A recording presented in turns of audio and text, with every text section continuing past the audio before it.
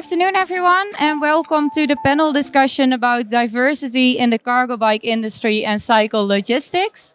My name is Margot. I work as a project manager at the Dutch Cycling Embassy, and I have the honor today to moderate this panel discussion.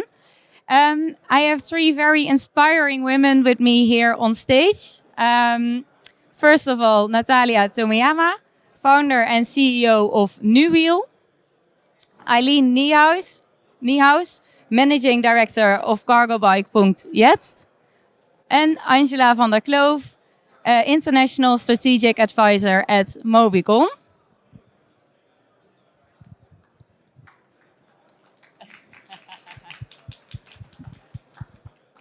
Thank you. First of all, so that we can all get to know you a little bit better, can each of you share your journey into the cargo bike industry? What has motivated you to get involved in this sector? Natalia, you want to start? Sure, I'm happy to be here. So I'm from Nüwiel. I'm a founder and CEO, and we develop electric trailers for bikes. And my story comes from a personal experience. I've been moving several times from different city, different country. And if you're a young person, a graduate, a student, you always buy a new bed, a mattress, a table, a sofa. And for all the things, you would need a vehicle to move things from A to B. And if in a new place, you don't have family or friends who help you with move. And then the problem comes, how do you move all the things? And back that time, which was every single time when I had to move, basically, I thought there must be a solution that would enable any one of us, regardless of the age, having or not having driving license, to move a sofa, a bed, a mattress in a sustainable and practical way. So I can see today many solutions, such as e-bikes, bikes, sharing bikes, Uber taxi, but all of them for person transport. And I think today we need a solution that would enable many people to be able to move heavy stuff in a practical way, an effortless way, and enable us basically to move freely in cities we live in. Thank you. Eileen?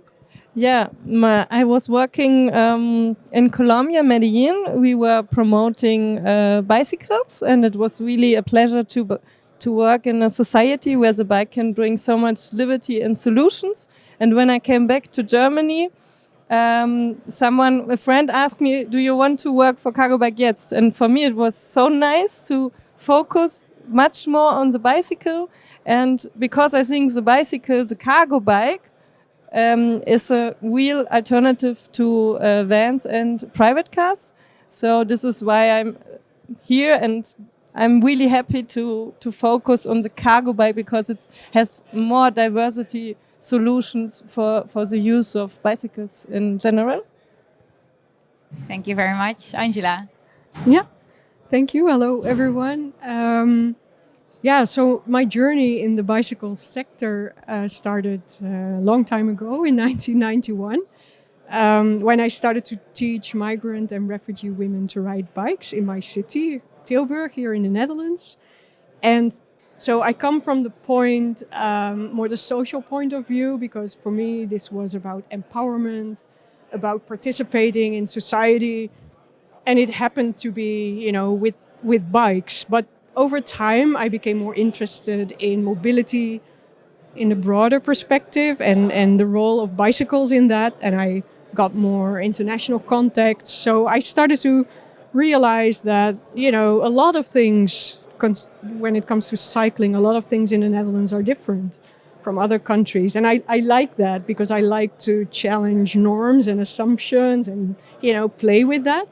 So there's one slide I want to show, because we're in the Netherlands now, and so if you go outside, it's really good to realize that in the Netherlands we have a reverse gender and age gap when it comes to cycling.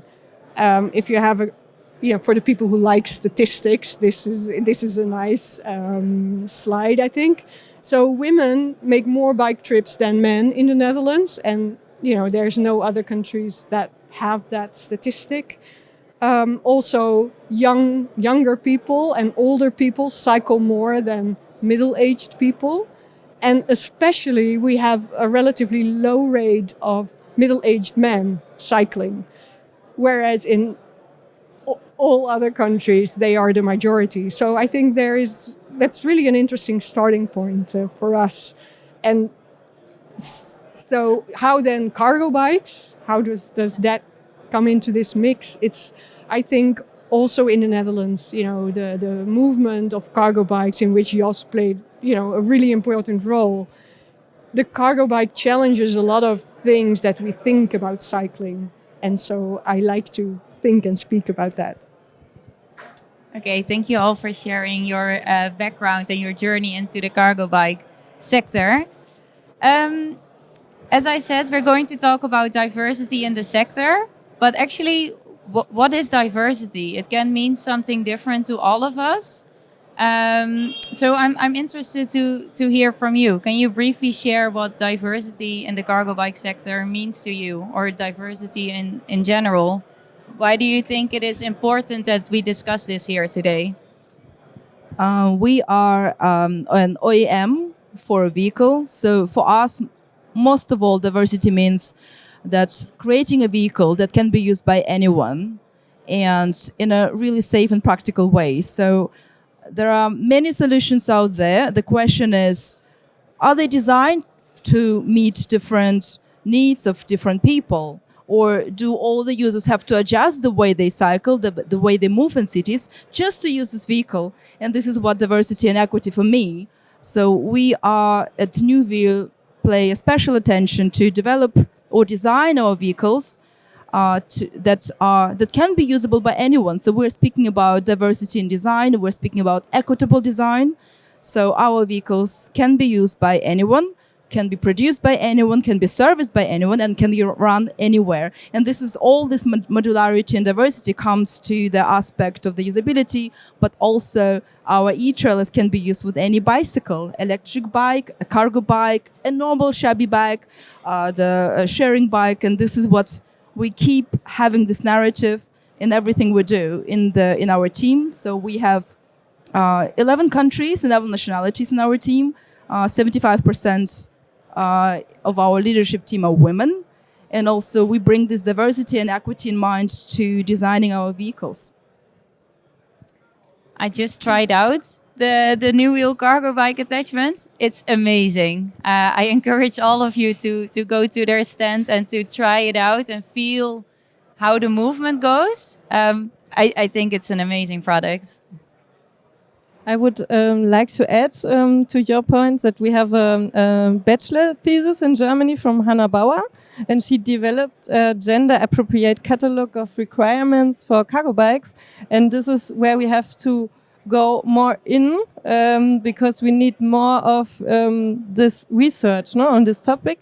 And I would like to to show our cargobike.jetzt poster from different cargo bike types and models, because we distinguish in between different designs and model types. And this is what we think about cargo bikes. And it's a diversity in use cases, but also you can see we have so different and so many also applications and settings, not only the cargo bike itself, but also settings for cargo bikes. So this is where I see also a big diversity. Yeah. So yeah, of course, I agree. With what you said, and I think it is good to think about representation, right? Diversity is about, am I represented in images of a certain product, or am I represented in the workforce? Because people who don't feel represented, they wonder, is this product for people like me? I think really in the cycling sector, and also in the cargo bike psychologistics sector, it is very challenging to attract more women to the field. There is this European study looking at the number of women working in the transport sector, 22%, which is like really, really low, one of the lowest sectors of all, they did not have a really good look at the cycling field. We don't know exactly what it's like in the cycling sector, but if this festival is a little bit a representation of, the number of men and women, then we have a direction. And of course, it is not just about men and women. It's also about age. It is about being able-bodied or not, or, neurodiversity. So, there is a lot that you can talk about and think about. And I think oftentimes it makes things more complex, but that's what the reality is, complex. So let's not try to put everything in a little box, but be open-minded. Thank you all for sharing your insights. Angela, my next question is to you. You shared with all of us that you've been involved in this sector, in the cycling sector, since 1991. Can you reflect on how the sector, the cycling mobility sector, has changed since then? Yeah. Thank you for that question. It's really, I think, in the last 10 years, I've been thinking a lot about, how change is happening and what the change looks like. Back in the 1990s, and others, who've been around since then may recognize this, but if you worked in cycling or you volunteered in cycling, you were an alternative hippie wearing goat woolen socks. That was the image that you had in the Netherlands. And when I told people that I was, setting up a bike school for women to learn to ride bikes, and I had my master's degree in human geography, people were puzzled and were laughing and were, they found it a complete waste to put your talents there. I think this is really has changed, especially in the last 10 years, I would say. It's now become much more fashionable to work in this sector and forward-thinking and, modern. And actually, I now see two somewhat opposite directions in the cycling sector, because I think, and I can also see both directions represented here, which is nice. So on the one hand, there is a lot of talk about fast cycling being efficient, and car trips being replaced by bike trips. It's about expensive bike and difficult tech. Bicycle highways, and the values are a lot about technical innovation, fast paces, no hurdles. And it actually, I think, in the mobility field, this way of thinking doesn't really challenge any power relations, because the mobility field is a lot about, going fast as quickly as possible, transporting many goods and people, the really capitalist way of thinking. And on the other hand, I still see this more social side of cycling, more the slowness, the connectedness, more about repairing your own bicycle. Cycling is for everyone. And that's more about social change and about shifting power relations. Thank you. I really like the comparison, with maybe we're a bit stuck in our car thinking when we are talking about cycling and mobility. Thank you for that reflection. Eileen, cargobike.jetzt offers manufacturer and dealer neutral expertise to replace cars and vans with a cargo bike. You already showed us the two posters. Can you tell us more about that? What types of cargo bikes do you see out there? Yeah, we see a lot of different types of cargo bikes. You can see it here. And and we have a lot of different projects addressing different kind of people. So we give, for example, webinars for local authorities. This is, from our point of view, it's important to give more power to the the municipalities. But we do also test events with different cargo bike types on the street, on the marketplace, to show to the people in the private sector, hey, you can use so many different cargo bikes to bring your children to the school, or to bring your dog or whatever, and you can also use the cargo bike to go to the supermarket. So this is really important for us. We also have projects for the business use of cargo bikes and cycle logistics.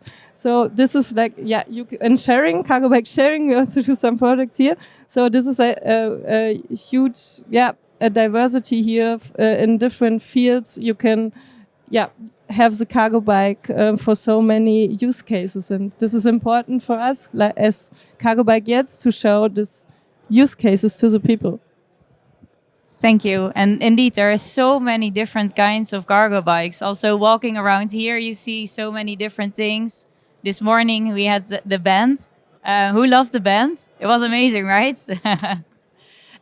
We have the bike broadcast over there, so we can use it for so many different kind of things.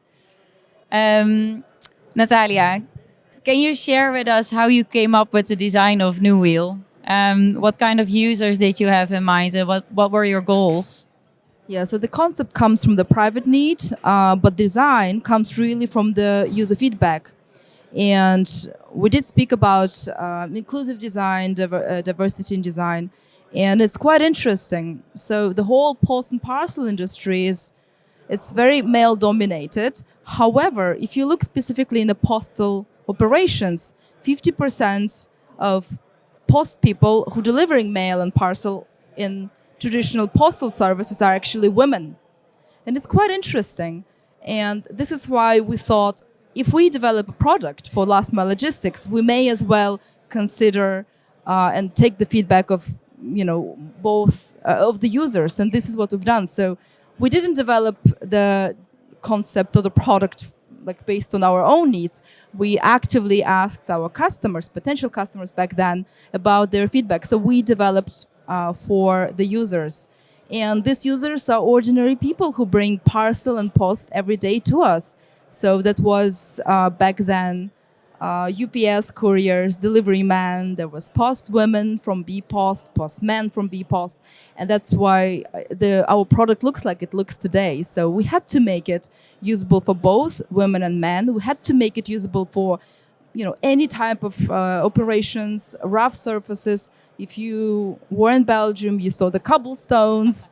That's why our trailer has the suspension, so it's really easy to use, and on the rough surfaces, we made it extra robust. So although it's been used with bikes, we don't have any bicycle components. So all components come from the automotive and scooter industry. And we keep designing and we keep improving our system based on the user feedback. And I think this is the most important thing.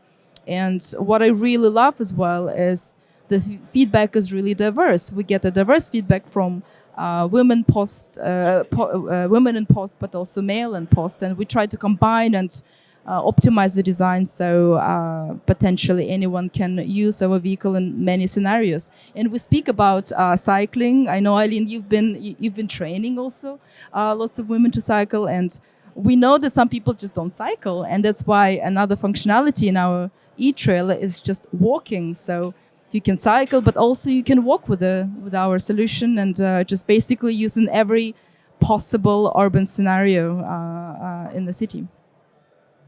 Yeah, I think this is great. Also because now you can bring the trailer into apartment buildings if you have to bring packages to a lot of people. Very innovative. Angela, when we're talking about design, what kind of features do you think cargo bikes should have to serve diverse groups of people? Yeah. So, this question first triggers like, oh, am I supposed to come up with a list of, child seat and straps and da-da-da-da. But I think it is exactly about what was just said also, which people are going to make these trips for what purpose and what are then their needs. And I think that generally, in the for designers and people in the technical field, the challenge is to think not about themselves as the example of everything. There's a word for this, reference man, in many studies around the world, in many fields, many sciences, they use reference man. It's about body size and height and everything. And this is then used to design safety tools for people and shoes and everything. And then if it's for women, they just make it a bit smaller or they give it a pink color and then, women love it. So it is mostly, I think, about really understanding your users and what is it used for, in which context. Because also, if you're going to use a cargo bike here in Utrecht, it's very different from using it in, I don't know, Brussels, Paris, or small cities. But also, affordability of bicycles is a really important topic, I think, and thinking about, do people have to own it, or can I offer sharing options, and how can I help communities to develop such concepts? And I think when you talk about diversity, it is also really important that like today, I think it should be on a much larger scale, that people should have the ability to test stuff, to just try it. Because you can try to convince people with all sorts of things, but to just do it, it's the best way. So to go into places where people may not have a direct idea that they will like this, but once they try it, that's it. Yeah, of course. I would like to add, we see there's, for example, like you mentioned, a EU project called Shared Mobility for All. They include, for example, special bikes into the sharing fleet, suitable for people with mobility impairments. So we are thinking about bringing a new project on the street, which focuses on special bikes, like a special bike roadshow, because we see there are so many people, older people, who would like to be mobile in a sustainable way into old age. So this is, I think the bike and the cargo bike and the special bike, you can see it all in one, is important to bring also, or to get also other kinds of people, not only the young people, to the bike. And like you said, you can't say a cargo bike should have this and this and this. You have to see the context and also the user. And yes, thanks for adding this. And indeed, I don't know if you've already been to the test track out here. It's super, like, to me, it's a bit intimidating seeing all those cargo bikes, and they're super expensive. So I'm afraid that I'll break something. But after you've tried it, you actually notice how easy they are to use, and that that we can do it. But sometimes it is a bit of a hurdle to do it, to try it out for the first time. So if you haven't tried it out at the test track, it would be great if all of you will go out there after our panel discussion. Eileen, you already talked a bit about the test events that you organize. You've done a lot of these events for businesses. What are your lessons learned? Our lessons learned are that there are many businesses and many people who don't know a lot about cargo bikes, or how they can include the cargo bikes in their fleets, and what does it mean, and what kinds of different use cases are possible for cargo bikes. So it's we see that we have to give more information and more practical examples with videos, with pictures, to bring more people on the cargo bike. But it's growing now, so the potential is really high and it's growing. And like projects like this, a festival and other trade fairs are really important also to show the variety of cargo bikes. Yeah. Okay, thank you. Natalia, if we talk about trying out different kinds of cargo bikes, I'm thinking about like your customers. Who are your customers, and do they require a special training to use the Nüwiel? Yeah, so I actually really love topic that's been addressed now that, women and men actually react to our product differently. And it's quite interesting behavior. So women tend to be more intimidated, and this is what you also said just now. I feel intimidated seeing so many different vehicles. While what we notice with men, they're so curious. They really love they just go forward and it's like, yeah, I know how it's working. So they just grab our trailer and start walking or cycling with that. And while women, are much more careful. So, and, then normally I hear, oh, I don't want to break it, so, and I always encourage them just to try, just to start testing. And in the end, what is interesting is that women tend to be much more careful users of our system. And this is what we see it everywhere, by private users, but also in the postal services. So coming back to your questions, who are our users, who are our customers? So our core market is postal and parcel logistics services. We work with, we are from Germany, but our biggest market is interestingly Benelux. One of our customers is Belgian Post, and Belgian Post has multiple users. So there are people of color, there are people of different ages, women and men in postal services. And this is why we adapted design for this multiple groups of users and multiple usability in Belgium. But at the same time, we're developing a new market. And this is actually coming back to my personal story. When I see two women or one woman or very young people in the metro or in a bus with a mattress, I always think about myself. And if you have, this experience moving from one place to another as a student, it's always a problem. How do you move a mattress? Or if you buy a second-hand sofa because you don't have money, how do you move the whole thing? And I see, like two people crossing the street with a sofa, or crazy situations in the public transport. And this is where we as a team, as a company, want to make these situations more safe and for private users. So this is why I think you would be asking me about IKEA, but we have cooperation with IKEA Germany.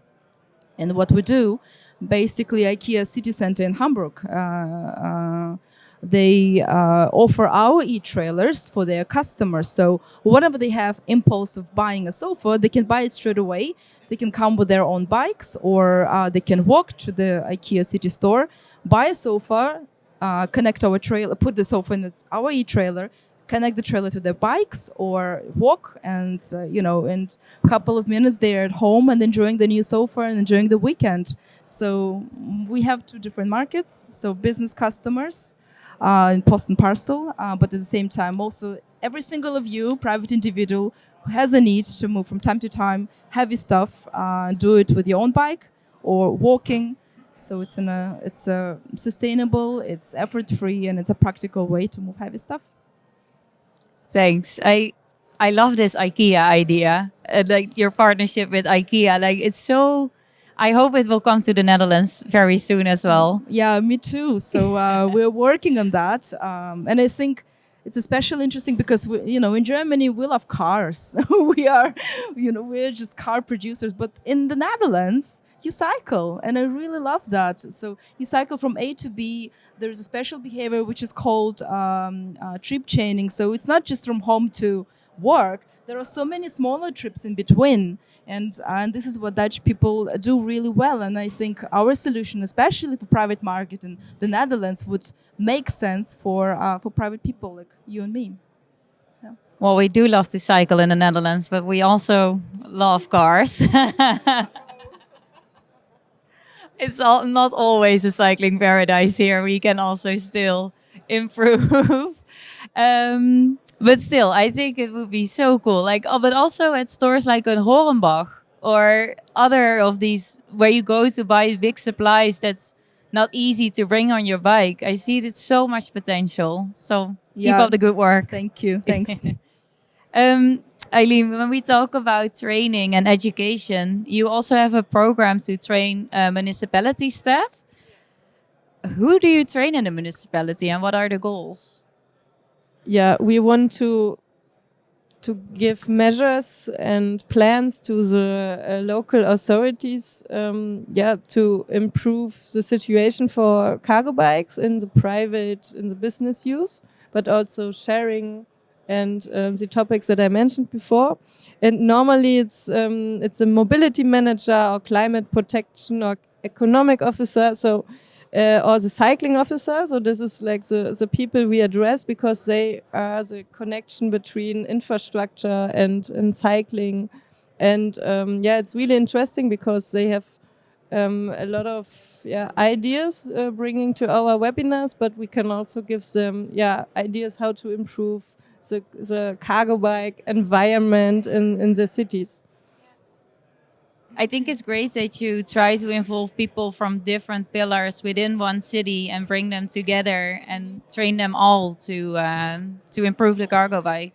Really important in our webinars is to bring also best practices from other cities and that they can interact and speak about or give knowledge to the others. So this is really important. Angela, you work on lots of projects in the Netherlands, but also on a lot of international projects. Do you see that there is a common factor in communities where people are already used to cargo bikes? Or do you think it works differently in every city and every community? Yeah, so I see two main uses, I guess. On the one hand, I think there are people in cities who use cargo bikes and psychologistics in their job. So there's oftentimes like food delivery workers or platform workers, so to speak, in the gig economy. And this is, I think, happening in many, many cities in the whole world, and also like in the global south, people transporting people with rickshaws, people transporting goods with handmade, cargo bikes that with lots of stuff on there. And oftentimes, these are people in precarious conditions, bad working conditions, low pay jobs. And on the other hand, I think there are cities with much more developed infrastructure, more inviting for cargo bikes, or at least this movement also of higher educated people who cycle more and then discover cargo bikes so that they have to use the car less and they don't need a second car, but they have a car and a cargo bike. And I find these two situations very different.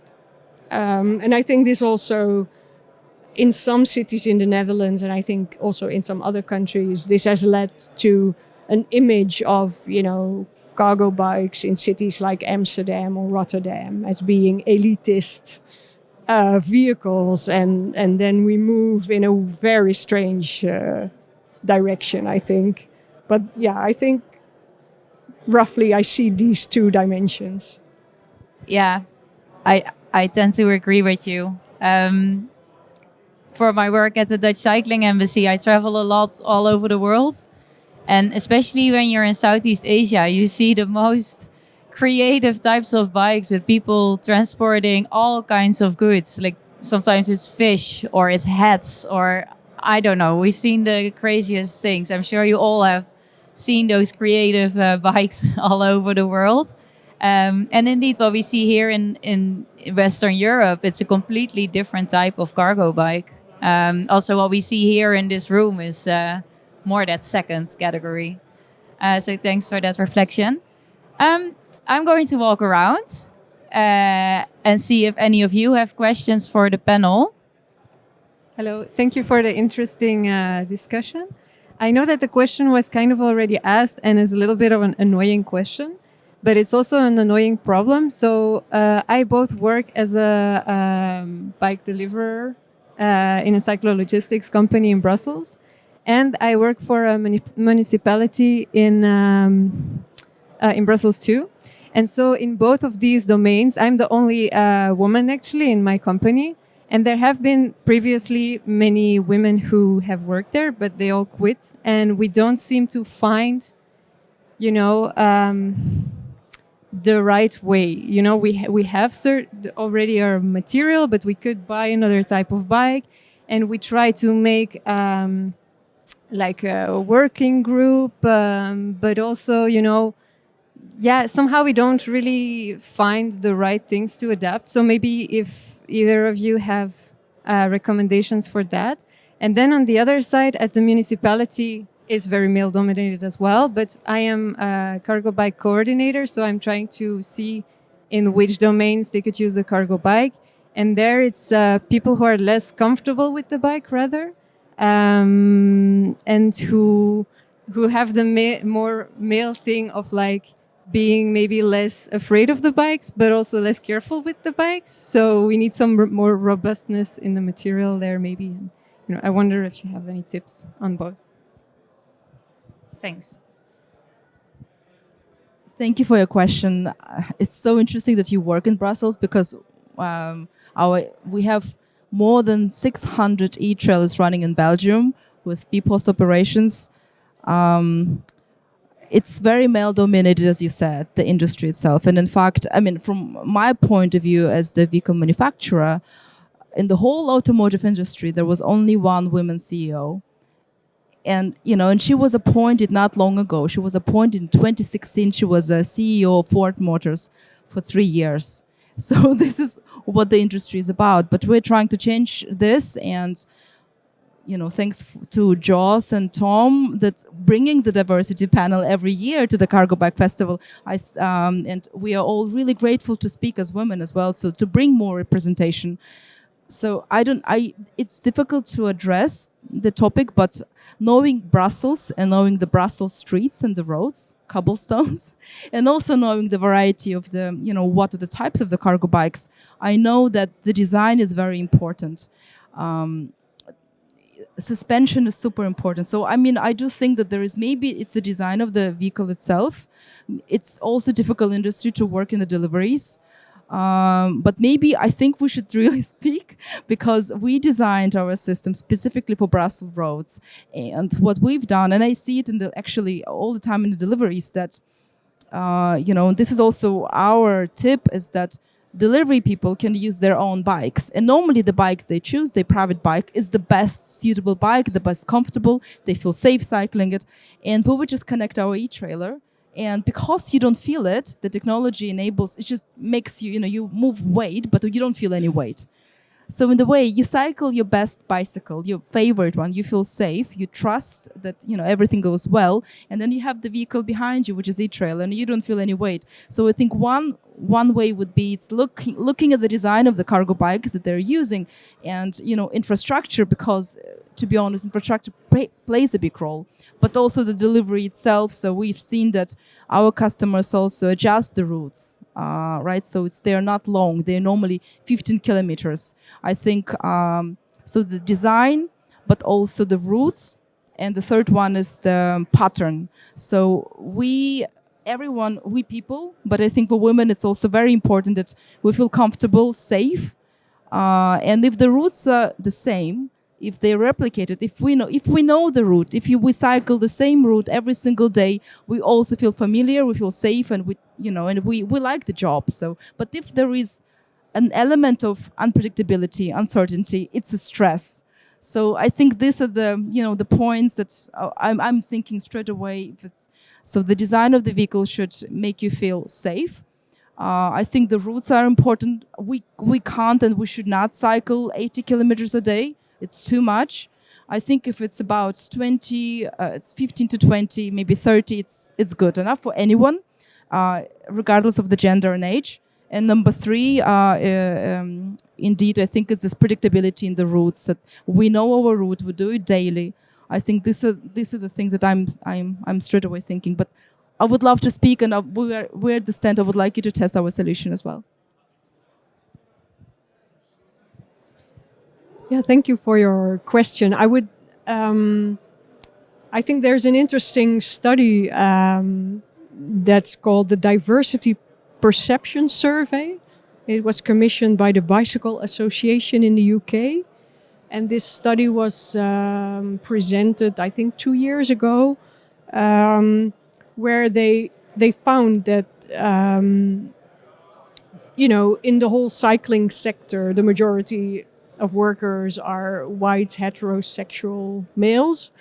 And the people who are underrepresented, they oftentimes feel marginalized because, they feel that they earn less, they get less reward, etc.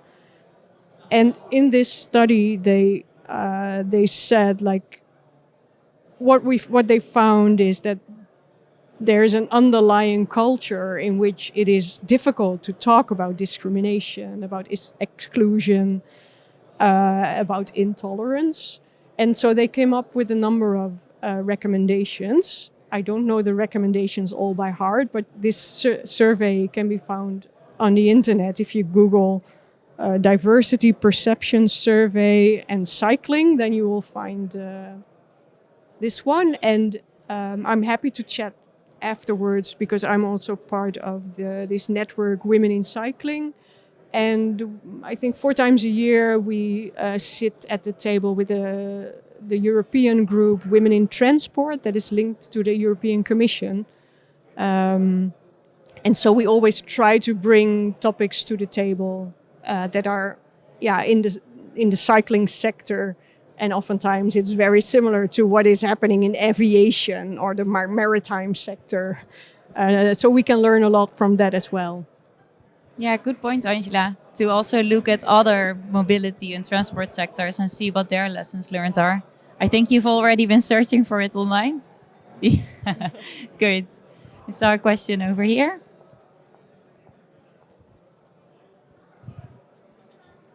Thank you. Thank you for the panel today. I had a question about diversity in ethnicity, because I think a lot of this panel has been about gender, but I just, for example, in the UK, for instance, I believe the percentage of the workforce in delivery of ethnic minorities is higher in the delivery than the overall workforce in the gig economy and in food delivery services and logistics. And so I wondered, what can we learn? Angela, you mentioned about how it's improved with women and gender diversity in the sector, and I wondered what can we learn from these experiences with increasing diversity in ethnicity in this sector, in events like this, Thank you. Thanks.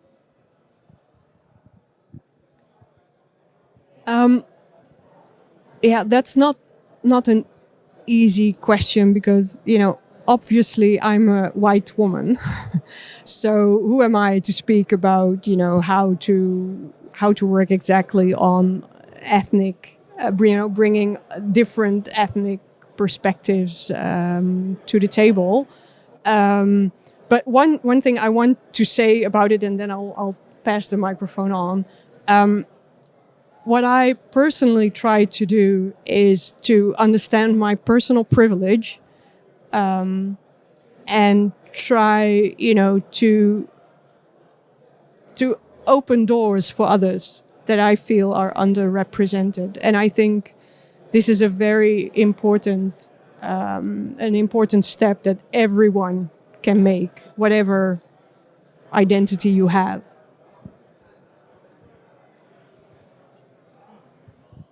I'm a woman of color, so I feel comfortable answering this question. So number one, I think, the question is why there are so many people of color working in delivery business. And I think the answer is really simple, because they need jobs. And because delivery business creates these jobs.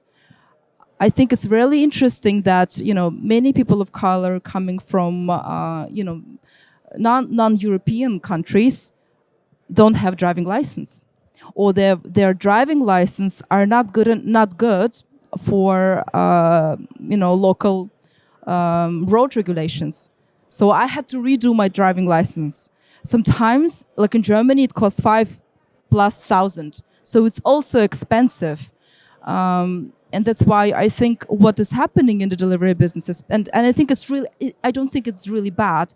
So number one, it's, creating job possibilities at all. Number two is creating different way of moving from A to B, not the cars. I don't think it's really bad. I think it's good. But what we can do better, I think people of color, people who do not speak local language, have less possibilities and not informed of the local regulations, should be informed. I think it's so important that they get the same. They are informed about their employees' rights. Number one, I think they should feel safe. So, all this social security should be covered, and sometimes they don't even know. So I think as employers should proactively talk to them and inform them about their rights, talk what, they can do. And number three, I still think, so this is like from my perspective as the vehicle manufacturer, I think they should have proper vehicles. They should have vehicles that they feel safe riding and doing their job, because in the end, this is, they have to do their job. They earn money, so and they should feel safe. So it's like from my perspective as the OEM manufacturer, we collect the feedback from all sorts of users. And we try to make our vehicles as safe as possible, as user-friendly as possible.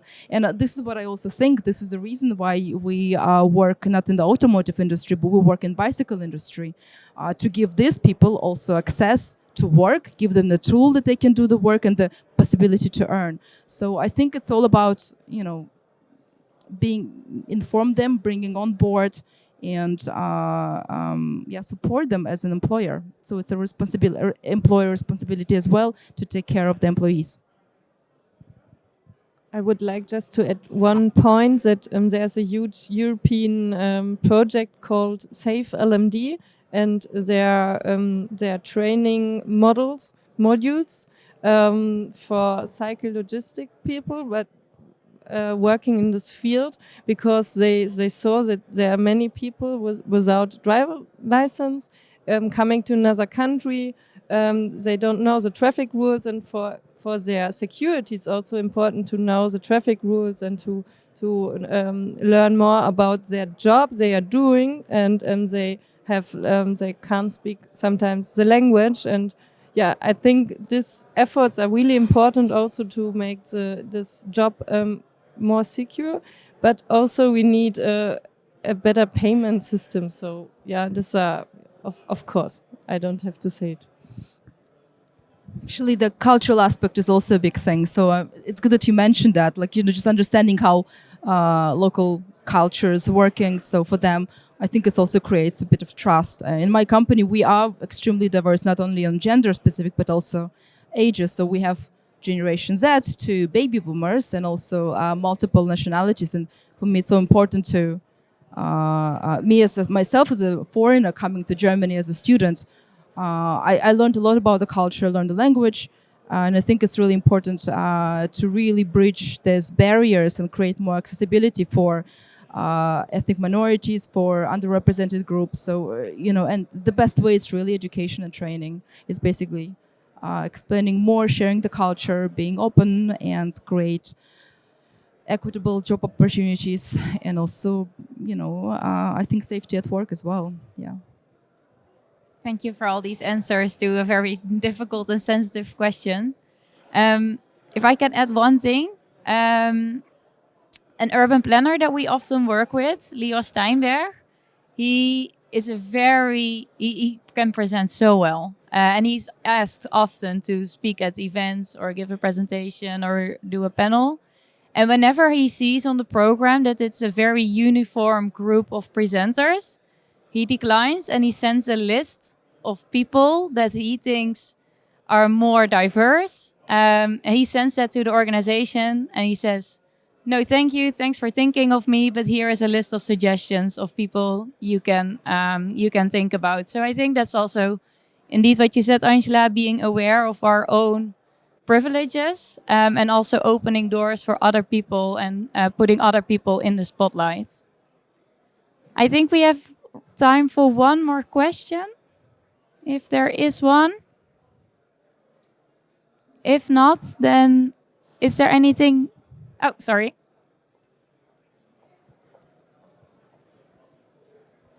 Hi, I'm Jason Meggs. My question is, what are your thoughts on the most effective things we can do to get more people to try and use bicycling and cargo bikes?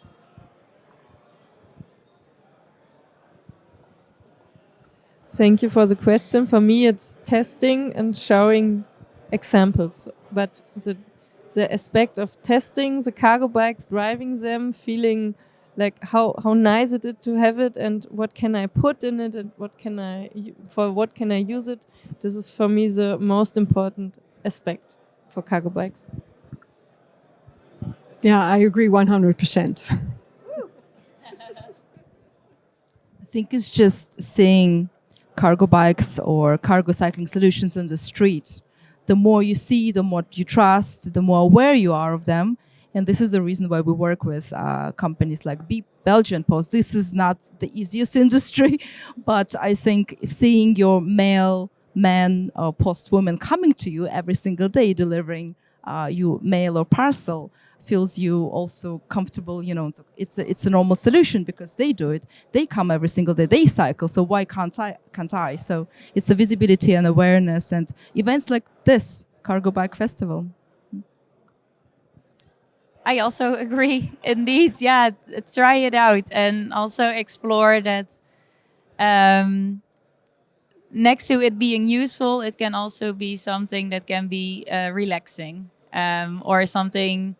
There are also lots of cargo bikes that you can use for your family. In the Netherlands, it became quite of a status symbol to have a cargo bike and to have your kids in the front.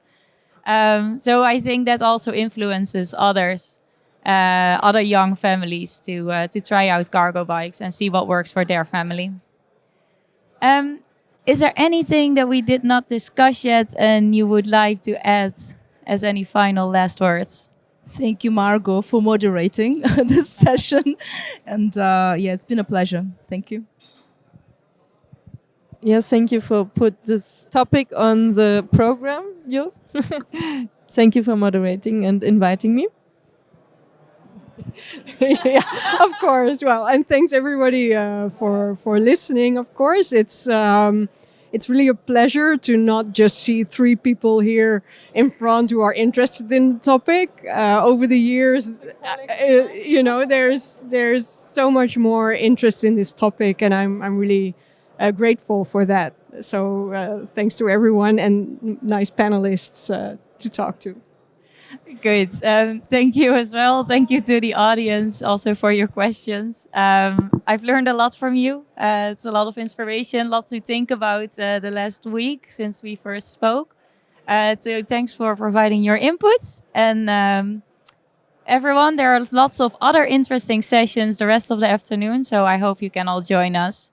And don't forget to test the bikes.